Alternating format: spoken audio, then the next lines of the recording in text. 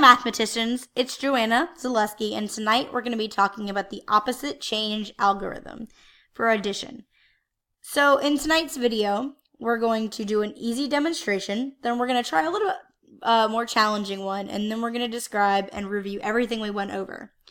So let's start with our easier to digest problem. So simply put, the opposite change algorithm takes more difficult numbers to do in your head and makes them a little bit more friendly. So our first example is 47 plus 43. Now, if you're anything like me, you like your numbers to end in 0 because you can do those really quick in your head. So how do we make 47 end in 0? We have to add 3. And the important thing about the opposite change rule is we need to do the same thing to the other side, but opposite. So let's take 3 away from that 43. So our new problem becomes 50, nice 0 number, plus 43 minus 3 is 40, nice 0 number. And our answer is 90. And 47 plus 43 also equals 90, but this was a lot faster and a lot easier to do in our head. So mathematicians, we're going to try what looks like a more complex problem, but we're literally going to do the same thing we did in this problem. Okay, so let me get my smaller brush.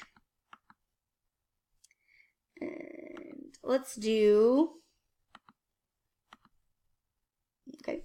6,837.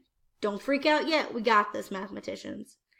Plus 5,364. All right, so we're just simply going to do the same thing we did in the last problem, which is we're going to add 3 to this side and take 3 away from this side. We're choosing 3, so we get a nice 0 number like we did before. Now, we're not going to get a 0 number on this side, but that's okay. We just need to do the same thing on both sides. So our new problem, sorry about that, becomes 6,840 plus 5,364. So we can add those together a lot more simple in our head over here.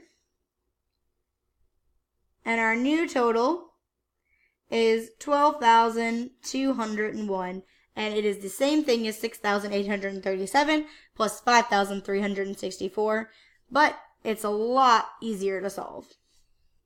Okay, so in conclusion, I've shown you a very simple 2 ways to do this problem just by adding 3. And there's 2 important things to remember, I think, about opposite end algorithm. And I'm going to put up these rules right here, and we're going to talk about them. Find a way to make the numbers more friendly and easier to add mentally. So if it takes adding 5 to both sides that helps, then do it. But make sure you're adding 5 to one side and taking 5 away from the other and getting friendly numbers, and you have to make sure that you do the same to both sides to compensate for the change.